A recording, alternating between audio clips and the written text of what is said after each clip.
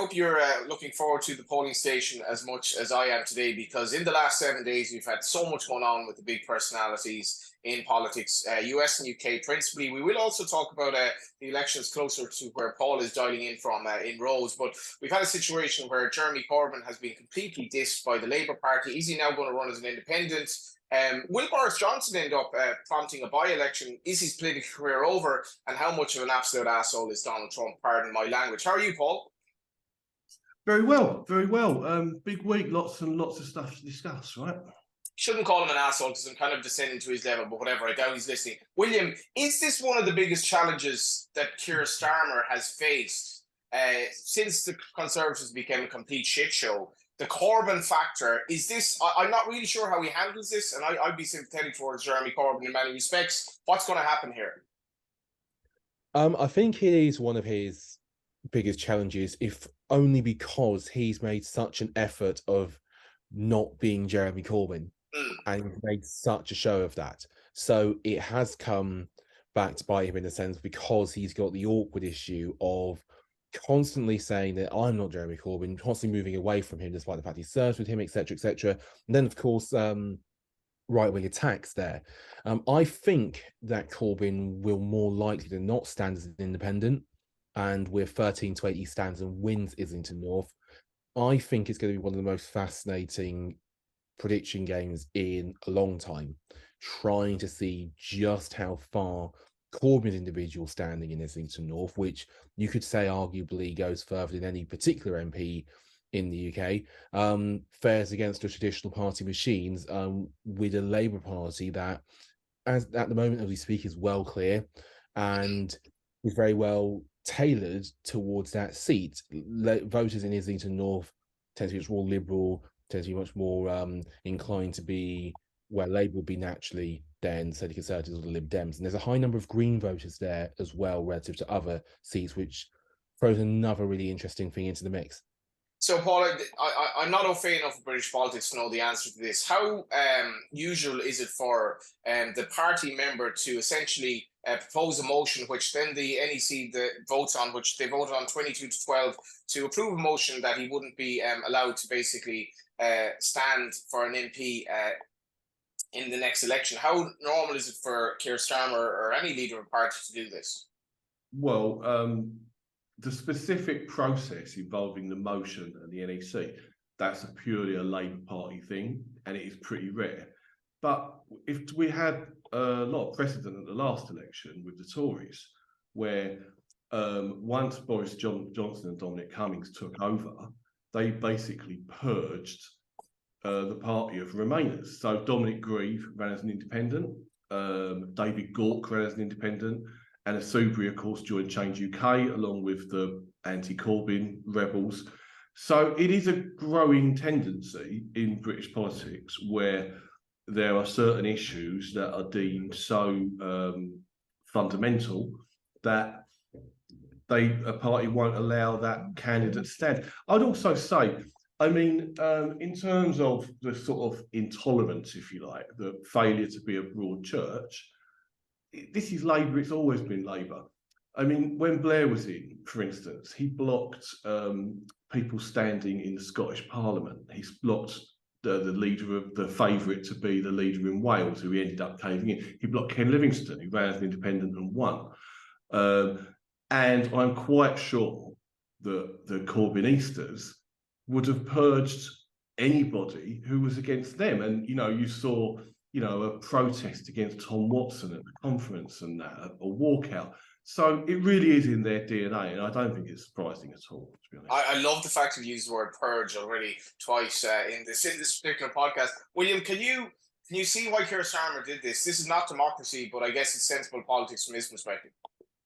Yeah, I can see why he did it. Maybe it is democracy. I don't think it's democracy in the micro level of the sense of why can't he be allowed to stand if the people of Islington wanted to stand in the Labour Party? Yeah, there's two sides to it here. My personal opinion is that if he isn't seen as fit to be a candidate, that should really be for the local party to take that choice. But it's pretty clear why Starmer's done what he's done, which is namely, number one, he is desperate to try and avoid the very obvious attack line. We see it with PMQs periodically every 2 to 3 weeks or so. You voted for Jeremy Corbyn to become Prime Minister, you supported him to become Prime Minister. Oh, now you're letting him stand. How much has the Labour Party really changed? A common Tory tactic, especially considering the toxicity of their own brand, it will be to try and link Labour to Corbyn and try and use that sort of unpopularity he had with voters around the time of that election. And then, of course, it's feeder for other attacks from the right. So that's essentially why he's done it. He has created a bit of a problem for himself in the sense that this will be a distraction for the Labour Party internally in that election. As to whether, in the grand scheme of things, it will work out, I actually think it will and won't. I think the reason it will work out for him is because if the poll lead continues or whatever, or if he wins the next general election, this will be one seat and it won't really be the difference maker given the Labour vote there. I think that's sort of the reason that in the end it will work out for him. I don't think it's particularly savvy or smart of him. I just think he's following what he has to do because of the position he's taken. Is this the first sign of sort of overt sort of ruthlessness from Keir Starmer, Paul, in the sense that he could have just let him run? You know, he could have just managed the situation. There are a lot of people very sympathetic towards Corbyn and the party, but he's made a fairly brave call here. Yeah, I think that it's a call that makes perfect sense for him. First of all, I'm not going to get involved here in the honesty of it because I appreciate Keir Starmer has clearly been very dishonest about the whole subject over a number of years. But strategically, it's absolutely critical that the Labour Party is branded as something that is not Corbyn, because that was the thing that was holding them back last time. But are you not alienating left-wing voters then? Well, I think this is really overstated. I mean, to get to the betting for a minute, Star are going 4-9, 13-8. Well, if you can get on with both firms, which I appreciate isn't easy, there's an argument. So I've priced this. We do not condone arguing, by the way, but yeah, go ahead. But if you can get on, I've priced this up for Bet Online, and I go to win Islington North 5-1 on Labour, 3-1 any other party. So that's regardless of whether Corbyn's down or not, but you can get 3-1 if you think he does. I think that this is a talking point that is pushed up by the very online left, which is a tiny unrepresentative majority. What are we talking? About Corbyn's massive personal... So what are we talking percentage-wise then? Well, less than 2% of the population, right? Wow. Less than 2%, right? Most people the overwhelming majority of people are disengaged with politics. They don't know this stuff. And, you know, so first of all, let's look at the other seats of that ilk around the area with similar demographics. Keir Starmer has a very, very similar majority to Jeremy Corbyn, right, in Holborn and St Pancras. Don't know off the top of my head what it is, but Emily Thornberry has a huge majority in Islington South. Catherine West in Halsey and Wood Green that neighbours it, she's got a huge majority. So actually, and they're all massive Remain seats as well.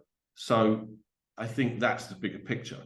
Now, to get to Corbyn himself, this is a play that's taken several stages. First of all, he wins the leadership, right? Which is basically down to a tiny minority of the country who are members of the Labour Party, who are online, who are active. For 2 years, he makes absolutely zero cut through in the polls. They go into that leadership campaign, into that election in 2017, like 20% behind, right? And then there is this enormous historic surge, right?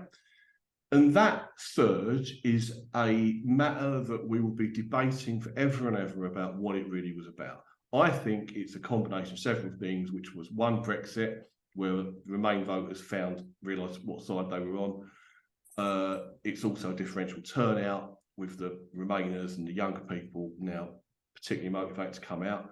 But thirdly, that Corbyn, when people were being introduced to Corbyn, what they saw was something they'd never seen before, or generations had never seen before, which was idealistic left-wing politics that you could stand behind. If you're on the left, you could say, I stand with these principles.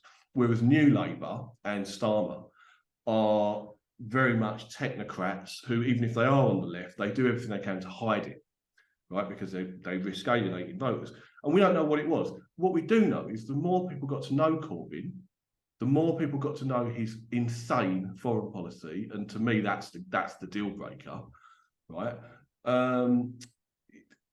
It fell apart, and I think that the hard left of the party, which is that's less than 2% of the country, to be perfectly honest with you, the hard left, right?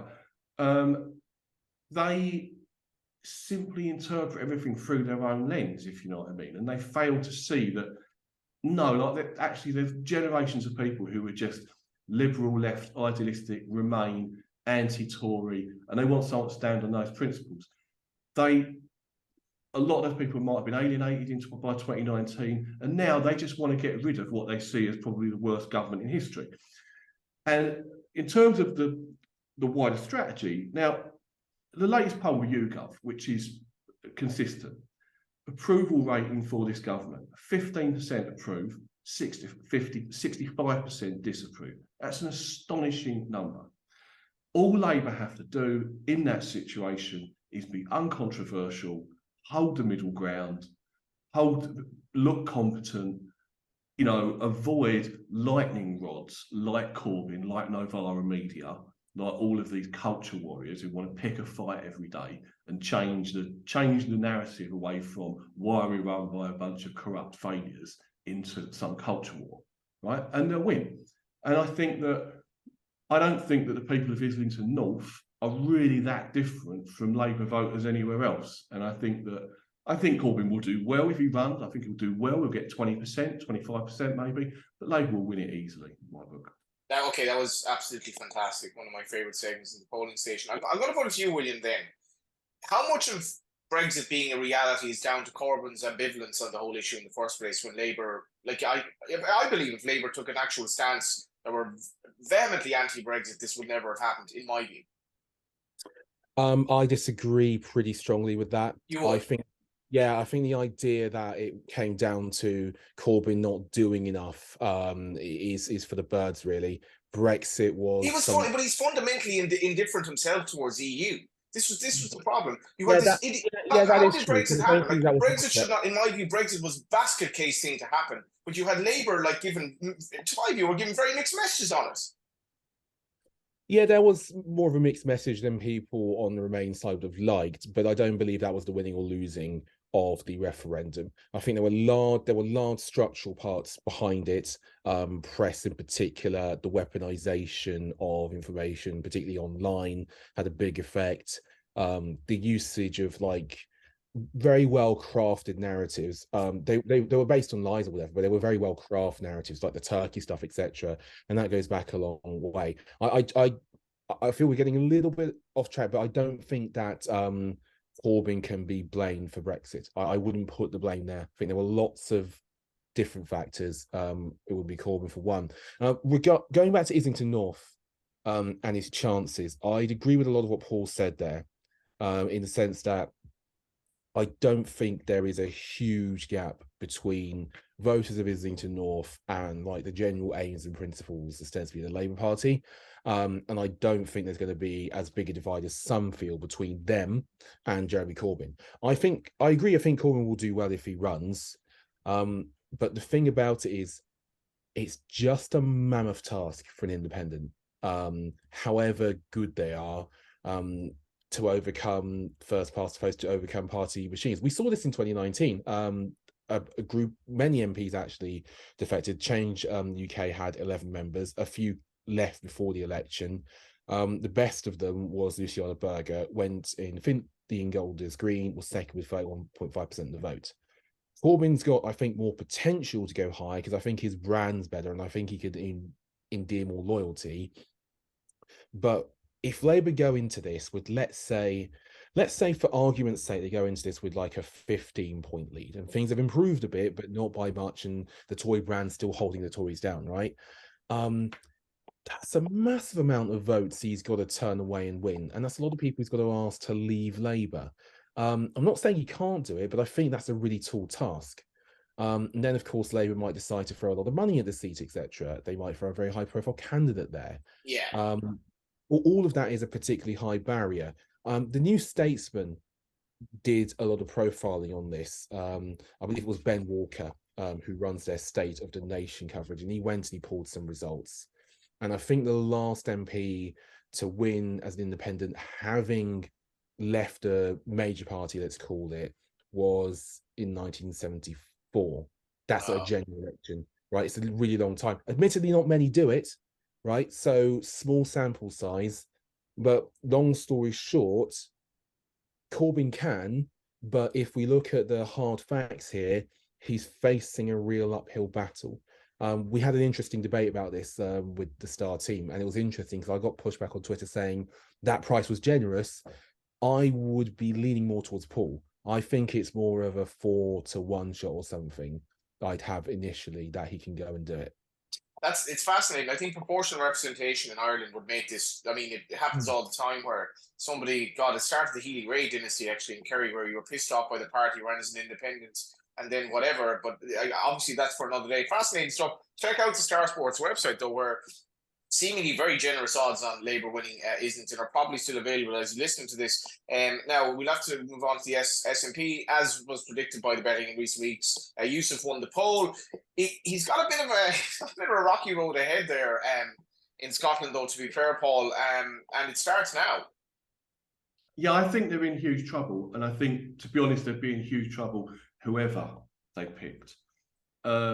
Just as I'd be very interested if Star or anyone else want to make me a price on Nicola Sturgeon being next leader. Over to you, William. Yeah. We'll get a runners and riders list up. So yes, we can definitely do that, I'm sure. So I think that where we're going to be is, and I don't say this as a negative about Humza Yousaf. I'm not really commenting on him. But firstly, the party's divided. And secondly, I don't think we have ever seen in this era of, a greater share for independents, the SNP in their old position. Because there was a situation when Labour were last in power that the SNP were clearly the second party in Scotland, but they had like 5 or 6 constituencies. They were distant second everywhere. And I think that that's where we're going to be. They've been incumbents for a long time. Nationalism's moved down the agenda.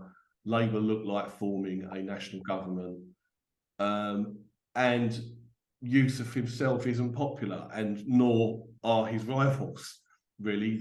Nicola Sturgeon did an extraordinary job marshalling that coalition. I don't think anyone else can do it. William. Yeah, I'd be inclined to agree with all of that. I think, admittedly, he'll have had his own thoughts about this, but I think it was a brave decision, maybe not to have Forbes in the current government. I know that people will say the race was really brutal and it got a bit personal, and it did, but again, it's that division, 52 to 48, the old numbers coming back up again, but it shows that friends close and enemies closer and all that. Yeah, particularly as Regan, I know Regan didn't do all that very much, but there were like 11,000 members or so voted for her, I think, in some form of first or second preferences. They nearly all went to Forbes. He's got a hell of a time doing that. And then also, he's just got a hell of a time running Scotland. Like, it's really difficult to run any of the UK nations at the moment. We're seeing this in Ireland. I mean, Northern Ireland as well. It's really tough. The cost of living crisis is very difficult. Making the decisions on devolution, really difficult as well. Scottish Public Services are experiencing a lot of the same problems that English are, and that the Northern Irish are, that the Welsh are. And his record on that, again, no shot at Humza Yousaf personally, but Forbes said it herself. That's a very easy record to attack, and the track record wouldn't make you hopeful. So no, I think he's got a struggle in his hands. As for a return from Nicola Sturgeon, I can see it. I think it will probably be underpriced, in the sense that the odds will be too big. Sorry, the chance will be underpriced, but I think it might be overpriced. The one thing I wonder is how. I know she's got a really deep desire to see independence through, The only thing is, who would want necessarily to return to frontline politics, especially as a woman, having been through it as long as she had done, having experienced what she has. I wonder what's the pull there. It's going to need to be really big, particularly as Indie Ref 2, if a Labour government will ever to grant it, is just not happening in the first term of the starting government. There'll be no way they'll concede on that unless we get to a situation where we're in hung parliament territory, and even then, the SNP standing just isn't going to be as strong as it was in past. So that's a really open question. Just briefly before we move on to the US and wacko wacky Donald Trump. Just Paul, was last week I think we recorded this sort of in the middle of the week last week. Was last week the beginning of the end for Boris Johnson? And Rishi Sunak, to be fair to him, seems to be at the peak of his powers at the moment. I think it is the end of Boris Johnson. I think you saw there that I think the committee will recommend a suspension. Whether they go for the 10-day suspension to cause a by-election is another matter. But I'm going to think they will, because they want rid, and Sunak really needs him out of the way.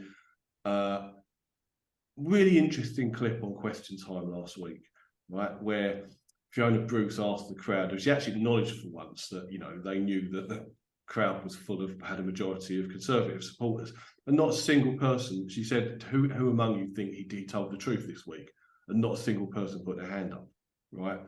I think he's finished. I mean, with Sunak, I think that he probably is doing as well as he's ever going to do right now. But isn't it noticeable then that even in that situation, they're still tanking in the polls? There is no resurgence. It does look to me, as I say, with that disapprove of the government poll, that might be as telling as anything. It does seem to be that a majority of people have simply had enough of the Tories. Doesn't matter who leads them. Yeah, I think, in fairness, okay, briefly, William, like Rishi Sunak might have effectively solved climate change, and it wouldn't change his Conservative brand at the moment. Yeah, just on the Tory brand or whatever, the key takeaway I keep finding is Sunak's ratings, considering everything that he's got to deal with, that he's got on his plate, they're remarkably strong, considering he's had like a lot of contact with the public in reality and whatever. But they're still not bringing the Tory brand up.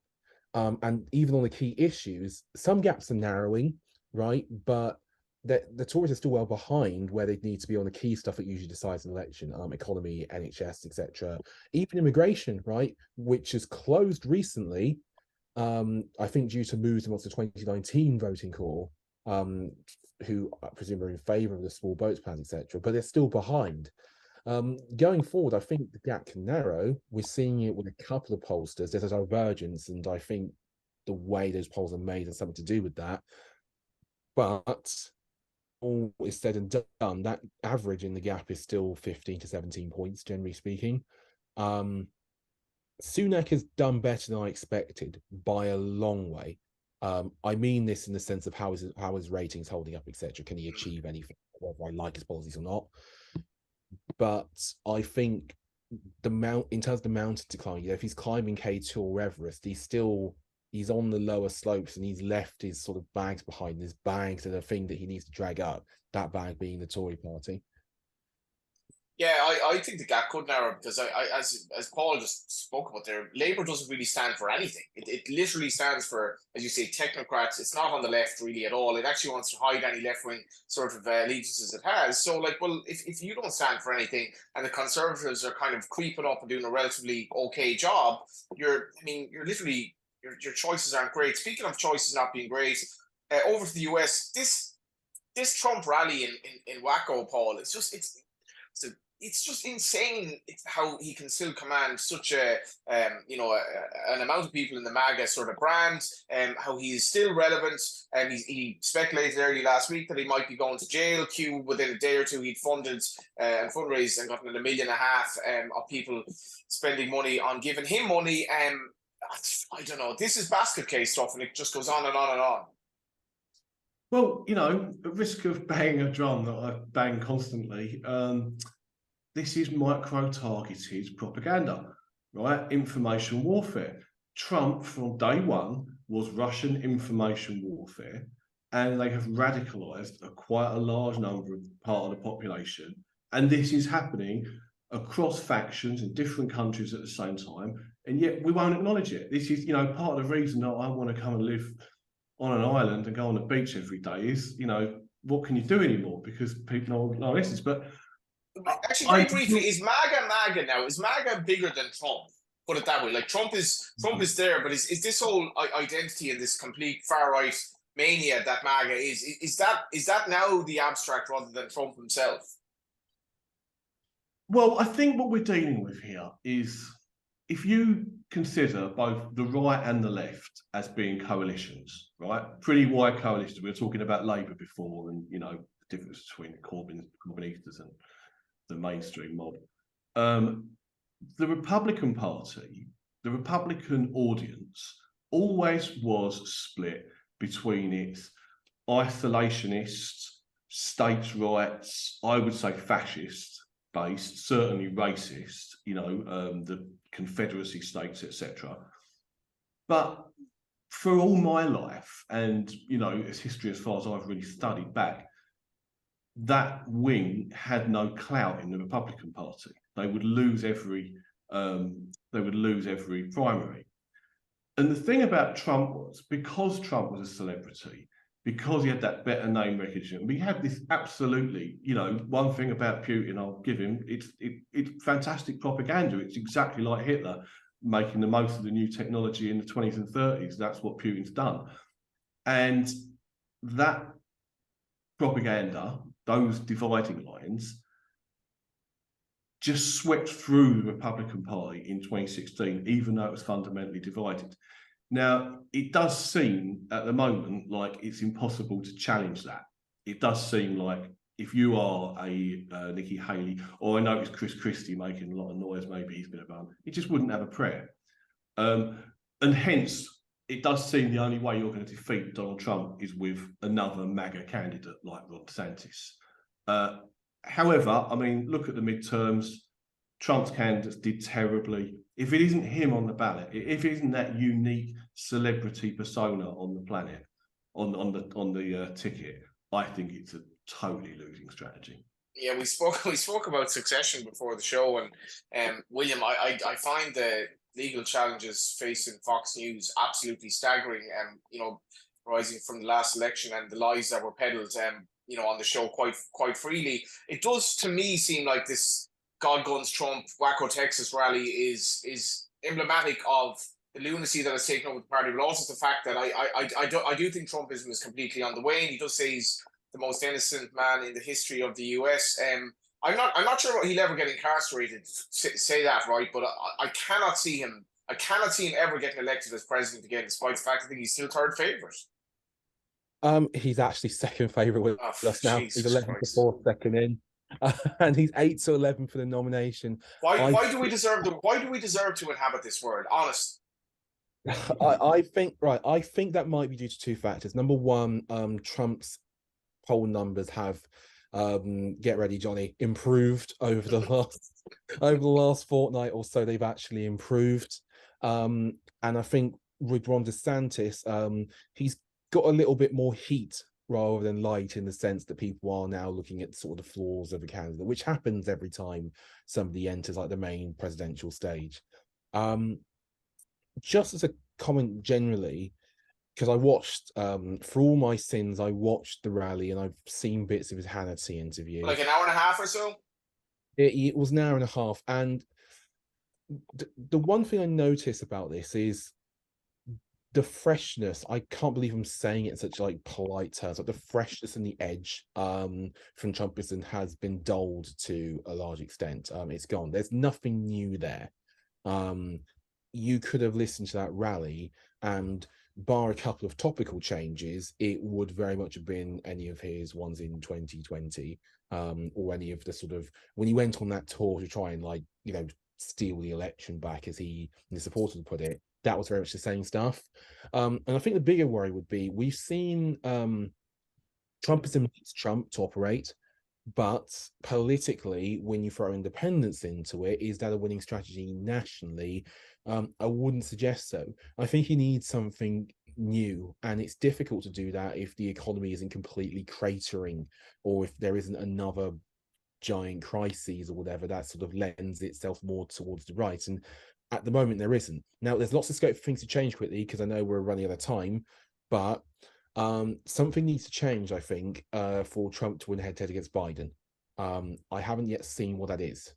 Yeah, I just literally cannot see it. And Biden has just done such a nice kind of safe job. He's brought in some really good policies and ideas, and he's even if you're anti-Biden now, and I've met some of them, I'm like, people tell me they hate Joe Biden. I'm like, well, that's strange, but you can endorse Donald Trump. At this stage, you're probably like, well, I actually can't really hate this man anymore. He's not doing so much that I can say, well, I'm going to vote for Donald Trump. That's a roundabout way of saying I think America is just full of absolute lunatics. But Paul, Greece and Turkey, interesting elections coming up there. You obviously live in Rhodes much of the year, which is part of Greece, very near the Turkish border. Talk to me. Greece, very quickly, May the 21st, and it's a cracking election. It will probably go to a second round.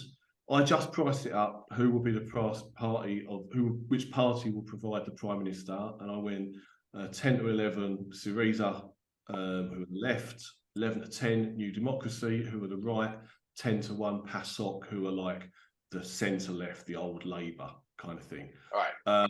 I think that it will end up being a coalition between Syriza and PASOK, because I find it very hard to see how New Democracy form a coalition. Greece, our boy Erdogan in Turkey. Well, I've got to say, I don't trust that election being straight, and I think odds against about Erdogan is very, very interesting. Yeah. Okay, we're going to have to, I mean, yeah, spend a day looking up Turkish politics, and with all our absolute sympathy to the people who've suffered in that country, you know, from the earthquake and so on in recent months. But we have run out of time. We'll lot to get through today. We're going to be back next week, and we'll talk maybe more a bit about those Greek-Turkish elections and fascinating stuff, and yeah, what it might mean for geopolitics in the region. Back next week.